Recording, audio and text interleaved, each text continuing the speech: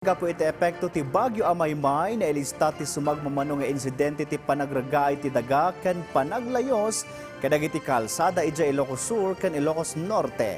Ada report ni Bridget Marcasi Pangosfian. Iti Ilocos Sur, nailista ti rockslide iti Tagutin Cervantes Road iti Barangay Manatong Suyo.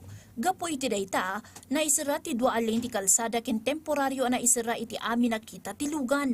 Mabalbalakadan ita dagiti motorista ang magna iti Junction Santiago, Banayoyo, San Emilio, Quirino Road, kas alternatibo a ruta no agturong iti Cervantes ken Kabangibang a probinsya.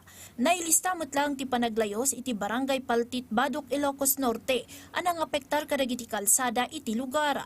Dagos met ana iwaras dagiti maintenance crew ken heavy equipment operators ti DPWH Region 1 para iti clearing operations. As of 6 a.m., not possible ti poblasyon Cayos Road ken Banuan Malideg Creek Road gapo iti panaglayos. Not possible mataang ti wooden bridge ken Tungay kalpasan ana washed out.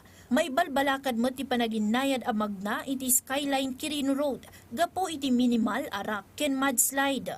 Kabayatan na, ipaspasigurado ti provincial government ti Ilocos Sur ti kinasagana iti tunggal masektan nga ahensya ken opisina ti gobyerno. Tapno agresponde kadagiti agkasapulan iti tulong. No pay brownout iti pakabuklan ng Ilocos Sur, awan ti nailista anakaro nga epekto ti bagyo iti probinsya. Alerto may ikita tayo, equipment tayo.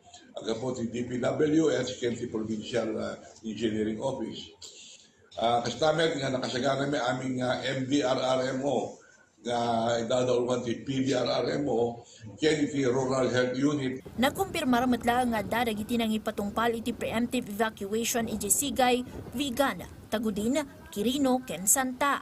25 pamilya abuklan ti sangagasot nga individual tinagbakwit iti Santa, bayat na 16 a pamilya abuklan ti 50 maysa nga individual ijay Tagudina.